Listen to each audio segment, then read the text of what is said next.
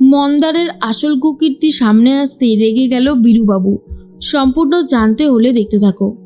গল্পের শুরুতেই আমরা দেখতে পারি মন্দারের ফোন চালাকি করে নিয়ে শুভ সেই রিপোর্টারকে মেসেজ করে দেয়, আসতে বলে দেয়।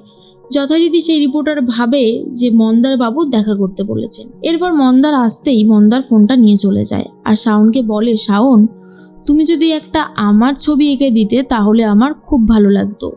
শাওন বলে, এই শোনো, এখন না আমার তোমার ছবি আঁকার কোনো মুড নেই, আর তার থেকেও বড় কথা আমি এখন একা বসে আঁকতে চাই, তুমি এখন যাও। এই বলেই মন্দারকে ঘর থেকে বার করে দেয়। আর তখনই শাওন ভাবে যা করার এবারে তাড়াতাড়ি করতে হবে। শুভ বলে, চলুন ম্যাডাম, এরপরেই সেই রিপোর্টারকে আমরা গিয়ে ধরবো। যথারীতি রিপোর্টার এই গরমে এসে দাঁড়িয়ে থাকে আর বলে, স্যার আপনি কোথায় গেলেন? টাইমলি আসতে বলে এখন নিজেই বেপাত্তা। ঠিক সেই মুহূর্তেই চলে এসেছে শাওন আর শুভ। দুজন মিলে এসে সেই রিপোর্টারকে ধরে মারধর দিতে শুরু করে আর বলে, বল কে তোকে পাঠিয়েছিল। তখন কিছুতেই বলতে চায় না।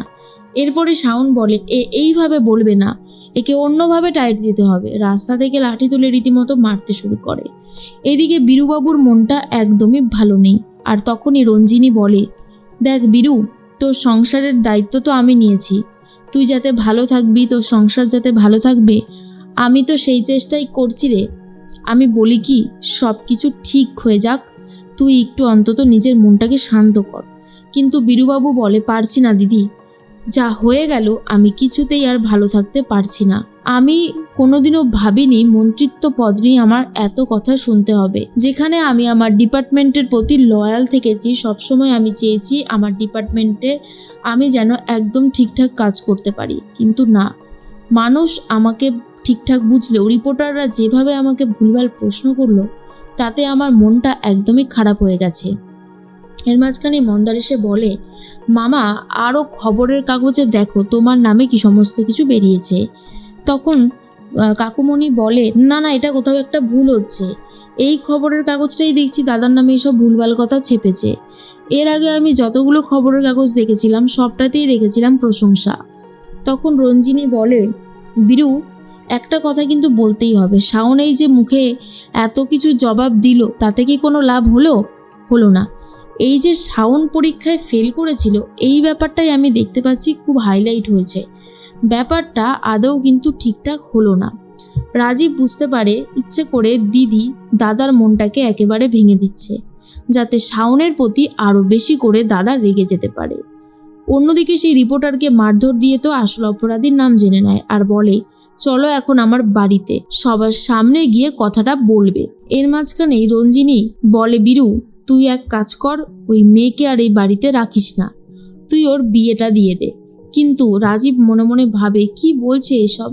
শাওনের কতই বা বয়স, ও তো নিজের স্বপ্নগুলোকে সত্যি করবে বলে ঠিক করেছিল, আর সেই স্বপ্নগুলো কি এখনই ভেঙে যাবে তাহলে? না না, কিছু একটা ব্যবস্থা করতেই হবে। তার মাঝখানে চলে এসেছে শাওন আর বলে, আজ আমি সবার সামনে অনেক কিছু দেখাবো যেটা দেখলে সবাই চমকে যাবে। আর এটা শোনার পরেই তখনই রঞ্জিনী বলে, শোনো, তুমি আর চমকে দিও না বুঝলে, তুমি মুখটা বন্ধ রাখো। এত তো কথা বললে সাংবাদিকদের সামনে, কোনো কি লাভ হলো? সেই তো তোমার বাবার নামে দুকালি লিখে দিল ভুলভাল কথা, তাই তুমি আর মুখ খুলেই বা কি করবে? শাওন বলে, মুখ তো খুলতেই হবে পিসিমণি, না হলে যে অপরাধীরা বারবার করে ছাড়া পেয়ে যাবে, আর অপরাধীদেরকে ছাড়া পেতে দেওয়া যাবে না, তাই মুখ খুলতেই হবে। এটা শোনার পরেই অবাক হয়ে যায় রঞ্জিনী আর বলে, কী সব বলছো, আমরা তো তোমার কথা কিছুই বুঝতে পারছি না। শাওন বলে, বাবা, এই যে তোমার মানহানি হয়েছে, আর এই মানহানিটাকে করিয়েছে জানো? আমাদেরই বাড়ির একজন। আর এটা শোনার পর মন্দার ভাবে, সর্বনাশ, শাওন কি তাহলে বুঝে গেল নাকি? না না, ওই বা কি করে বুঝবে, এই কাজটা তো আমি অনেক লুকোচুরি করে করেছিলাম। শুভ তখন বলে, স্যার, আগের দিন স্যাটেলাইট চ্যানেলগুলোরই আসার কথা ছিল, তো তার মাঝখানে একজন ছিল অনিমেষ বলে, যে ঢুকতে চেয়েছিল, কিন্তু তাকে সিকিউরিটিরা আটকেই দিয়েছিল। বাট আমি বলেছিলাম ঢুকতে দিন, কোনো কিছু হলে আমি দেখে নেব। আমি ভাবতেই পারিনি যে সে একেবারে রীতিমতো কারোর কাছ থেকে ট্রেনিং নিয়ে এসেছে আপনাকে ফাঁসাবে বলে। কিন্তু আমি তাকে ঢুকতে দিই ভেতরে, আর তারপরেই সে তার অপকর্মটা শুরু করে। কিন্তু সে নিজের মুখেই স্বীকার করেছে কার কথাতে সে এরকম কাজবাজ করেছে। মন্দার তখন বলে, শুভ আমি তোকে ছাড়বো না। তার মানে তুই এই প্ল্যানটা করে মামার সম্মান নষ্ট করতে চেয়েছিস, ইচ্ছে করে তুই এই কাজগুলো করেছিস, তোকে আমি ছাড়বো না। এই বলেই শুভকে মারধর দেবে বলে ঠিক করতেই তখনই শাওন চিৎকার করে ওঠে আর বলে, মন্দার হাতটা নামাও, এরপর হাতটা যদি তোমার গায়ে ওঠে সেটাই কিন্তু খুব একটা ভালো হবে না। নিজেদের মধ্যে ঝামেলা করতে থাকে সবাই। আর এটা দেখার পর বীরুবাবু বলে, দয়া করে তোমরা শান্ত হবে, আমাকে গুছিয়ে বলো কি হয়েছে, আমি তো কিছুই বুঝতে পারছি না। এরপরে শুভ বলে, স্যার যেই রিপোর্টারটা আপনার সাথে খারাপ ব্যবহার করেছে সে আসলেই টাকা খেয়ে এখানে এসেছে, আর টাকা খাইয়েছে এই পরিবারের একজন। কে সে তাকে দেখাবে সেই রিপোর্টার অনিমেষ। আর অনিমেষ আসতেই দেখিয়ে দেয় মন্দারের দিকে আঙ্গুল দেখিয়ে যে মন্দার তাকে এই কাজটা করতে বলেছে। রঞ্জিনী ভাবে, সর্বনাশ, এবার আমি ম্যাডিকে কি করে বাঁচাবো, ও তো পুরোপুরি ফেঁসে যাবে। তখন বীরুবাবু বিশ্বাসই করে উঠতে পারছে না মন্দার এরকম কিছু করতে পারে।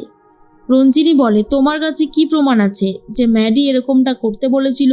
তখনই অনিমেষ বলে, প্রমাণ আছে, উনি আমাকে ফোন করেছিল, টাকাও দিয়েছে আমাকে এই কাজটার জন্য। মন্দার অনিমেষকে মেরে তাড়িয়ে দেবে বলে ঠিক করে, কিন্তু শাওন বলে, একদম ওর গায়ে হাত দেবে না, কারণ তুমি যে অন্যায়টা করেছো ওকে দিয়েই করিয়েছো আর তুমিও করেছো। শোনো মন্দার, তোমাকে না আমার হাড়ে হাড়ে চেনা আছে, তুমি কি করতে পারো আর কি পারো না সেটা আমার থেকে ভালো আর কেউ জানে না। তাই বলছি, এখনো সময় থাকতে থাকতে নিজেকে শুধরে নাও, না হলে তোমার জায়গা এই বাড়িতে না, হবে হলো জেলে। তুমি যেই কাজ করেছো সেগুলো অ্যাকচুয়ালি তোমাকে জেলে নিয়ে যেতে বাধ্য করে, কিন্তু যেহেতু আমরা ভালো তাই তোমার বিরুদ্ধে এখনো কোনো স্টেপ নেওয়া হয়নি। রঞ্জিনী বলে, এসব তুমি কি বলছো শাওন, তোমার কি মাথা ব্যথা খারাপ হয়ে গেছে? তখনই রাজীব বলে, দিদি সবটাই তো স্পষ্ট হয়ে গেছে, রিপোর্টার অনিমেষকে দিয়ে ভুলভাল প্রশ্ন করিয়ে দাদাকে ব্যতিব্যস্ত করতে চেয়েছে, দাদার মানহানি করতে চেয়েছে এই মন্দার, তাই সবটাই আমাদের কাছে স্পষ্ট। শাওন বলে, আরও বলবো তুমি কি কি করেছো? সবটা যদি বলি তুমি আর এখানে টিকতে পারবে না, তাই আমার মুখ খুলিও না। বীরুবাবু যথারীতি জিজ্ঞেস করে, মন্দার আর কি কি কুকীর্তি করেছে সবটাই যেন তাকে বলা হয়, কিন্তু আর বলতে চায় না শাওন, শুধু এটুকু বলে, বাবা আজকে তোমার যে মানহানিটা হয়েছে এর পিছনে কিন্তু আমি না, এর পিছনে রয়েছে এই যে দ্য গ্রেট মন্দার। তখনই মন্দার মাথা নিচু করে আর হাত জোর করে ক্ষমা চায়, বলে আমার আর এই ভুল কখনোই হবে না। কিন্তু বীরুবাবু খুবই রেগে যায় আর বলে, মন্দার তোমার অনেক বাজে কিছুই আমি সহ্য করেছি, তবে আর নয়। এরপর রঞ্জিনী ভাবে মন্দারের জন্য আবার বীরু ঠিক কী শাস্তি রেখে দিয়েছে।